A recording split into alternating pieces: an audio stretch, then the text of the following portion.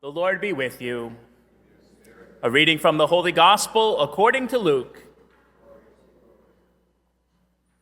While the crowd was pressing in on Jesus and listening to the word of God, he was standing by the lake of Gennesaret. He saw two boats there alongside the lake.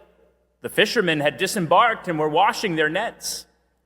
Getting into one of the boats, the one belonging to Simon, he asked him to put out a short distance from the shore. Then he sat down and taught the crowds from the boat. After he had finished speaking, he said to Simon, "Put out into deep water and lower your nets for a catch." Simon said in reply, "Master, we have worked hard all night and have caught nothing, but at your command I will lower the nets." When they had done this, they caught a great number of fish, and their nets were tearing. They signaled to their partners in the other boat to come to help them. They came and filled both boats, so that the boats were in danger of sinking. When Simon Peter saw this, he fell at the knees of Jesus and said, "Depart from me, Lord, for I am a sinful man." For astonishment at the catch of fish they had made seized him and all those with him, and likewise James and John, the sons of Zebedee, who were partners of Simon. Jesus said to Simon, "Do not be afraid. From now on you will be catching men."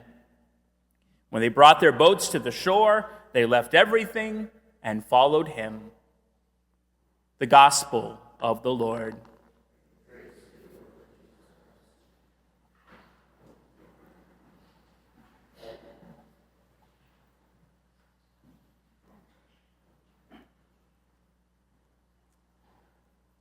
Where were you when the great New England earthquake of 2025 struck? I was sitting at my desk in the parish office and the whole building began to shake. Like many people, I thought maybe a car has crashed into my building or maybe the furnace blew up. I ran downstairs but didn't really see anything. And so I ran over here to the church and all the fire alarms in the church were going off. I said, maybe the furnace here blew up. But somehow in the back of my mind, I thought pretty quickly, you know what? I think that was an earthquake. That felt a little bit different than anything else I felt before. It felt like there was a shaking going on right in the very foundations of the earth. And sure enough, a quick Google search confirmed, yep, there was a 4.2 earthquake right off the coast a few miles from here a few minutes ago. And later it was downgraded to a 3.8. Given the fact that the Richter scale grows exponentially, so that a 5.0 earthquake is 10 times stronger than a 4.0, and a 6.0 is 10 times stronger than that, I don't think I would want to experience a real earthquake like they have in other parts of the country or other parts of the world. A 3.8 was strong enough for people to feel, including a class over at Sacred Heart School in Hampton that was learning about earthquakes and the Richter scale when the earthquake struck, which is a great in-class demonstration. Well, in the prophet Isaiah today, we hear that he was writing at his desk when all of a sudden he experienced a great shaking. His whole building he was in began to shake. I mean, maybe that was a real earthquake, and if it was, I would estimate it as like a 6.0. It was really strong. But it was so strong that the veil that separates heaven and earth suddenly began to go away. And Isaiah was able to see right into the throne of God in heaven, right into the temple of God. Of course, that's what a prophet's able to do. That's kind of the definition of a prophet. A prophet is someone who's able to see past the earthly realities that go on around us, that everyone sees, to have a vision of what God might be doing up in heaven. A prophet is able to put everything together and say, okay, this is what God's doing at the moment. This is what God has done in the past. This is what God is going to do in the future, and put it all together into a coherent vision that communicates to people, hey, this is what God is doing in our midst. You might not be able to see it right now, but it's happening. So a prophet is very good. And you know, for Isaiah, this shaking, whatever it was going on in his building, it sort of manifests itself into this dreamlike vision where all of a sudden he hears the angels kind of singing around God's throne, saying, "Holy, holy, holy, Lord God of hosts, heaven and earth are filled with his glory." Of course, that's the words we repeat of every Mass. The words of the angel, the praise of the angel before God. And if we had the vision of a prophet, we would see that at every Mass, we are participating in that heavenly worship. There's not very many people here at Mass today because of the snow, but if we had a vision of a prophet, we would say, actually, this whole church is filled with the angels, with the saints in heaven that we're united to. It would look a little bit more like the 4 o'clock Mass last night where everyone came, because we participate in a heavenly reality at the Mass. So look beyond what is happening here in this building at the moment. It's good to be able to have that type of vision from time to time, where we're able to see past what God might be doing at the moment, or what we see in our ordinary human vision, to something else. And Isaiah tries to communicate. How can I communicate this indescribable heavenly reality in human language? Well, he tries. He says, the door frame of the place shook, and he says that the whole house was filled with smoke. By the way, you might be wondering, why did the fire alarms in the church go off during the earthquake? It wasn't an earthquake alarm.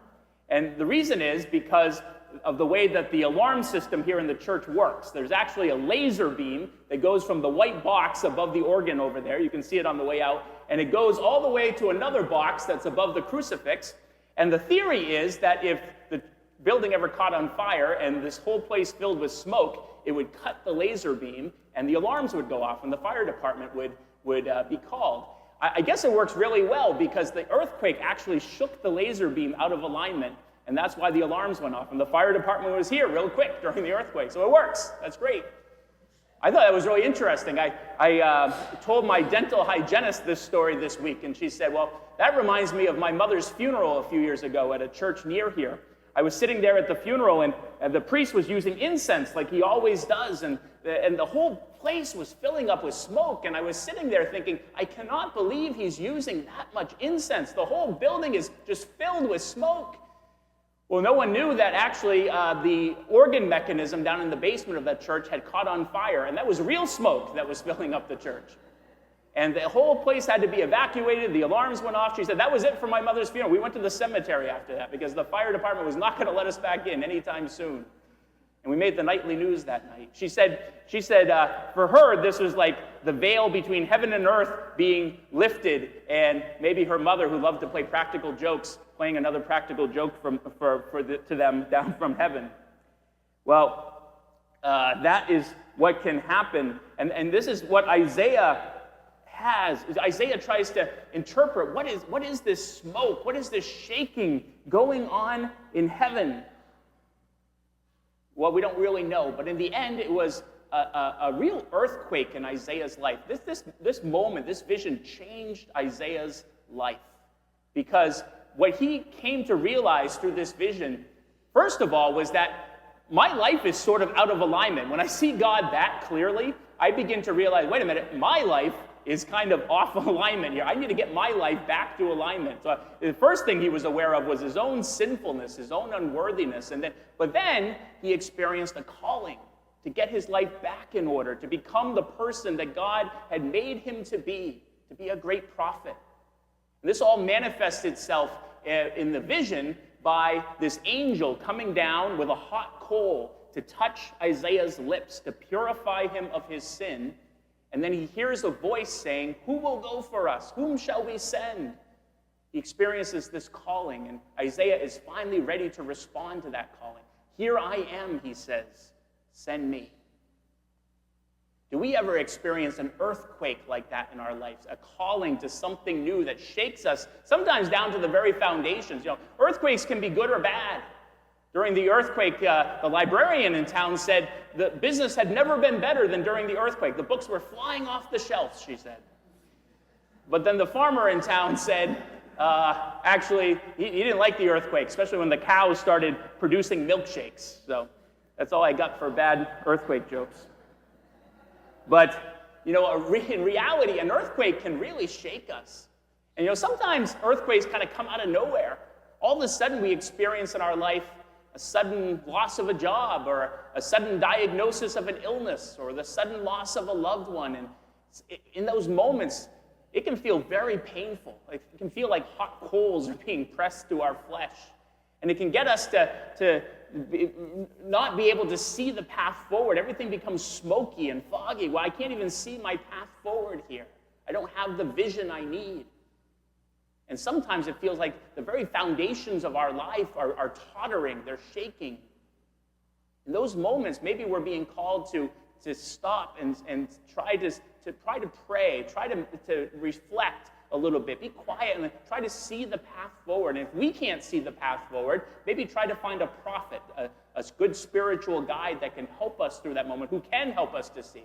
Sometimes people, wise people, experienced people, spiritual people, are able to see our lives more objectively than we can. We're sometimes lost in the fog of the moment. So don't be afraid to look, what is God doing through this? But also it helps us, I think, sometimes to examine the foundations of our life. What am I building my life on? Because if I'm not building my life on the rock that is Christ, if I'm not building my life on the love of God for me in Jesus, then that building's going to fall down eventually anyways. Build your life on the rock, Jesus says. The storm may come, the wind may blow, the earth may shake, the building may catch on fire, but that building is going to stand because it's built solidly on the rock. That's what happened to the apostles, to Simon and James and John when they were fishing that day. All of a sudden, Jesus came into their life, and it was like an earthquake. Everything changed. And the first thing that changed was Peter became more aware of his own sinfulness. Depart from me, Lord. I am a sinful man. I am out of alignment here. But Jesus picks up Peter and stands him up straight and turns him around in the right direction and says, no, this is the way to go. I'm calling you to something more. And everything that you've experienced in your life up to this point, good and bad, has been preparing you for this moment and for your calling to become a fisher of men, to be the rock on which I'll build my church. I'll even give you that name, Rock. Not because you're very rock-like, you're really not, but because you want to build your life now on the rock, who is Jesus. And so all of a sudden, these apostles were leaving behind their nets, their father, their boats, everything they had built their life on so far, so that they could build their life on a better foundation, the foundation of Jesus Christ. We do experience earthquakes sometimes, and they can really rearrange our lives very quickly, but sometimes they help us. We need to be shaken up from time to time, because it helps us to ask ourselves, what am I building my life on? And when we can build our life on the rock that is Jesus, when we can hear his call to follow him, then we realize that Jesus is always with us. He never departs from us. Even in times of sin, even in times of suffering, he is there. And he never ceases to call us to a new and more abundant life.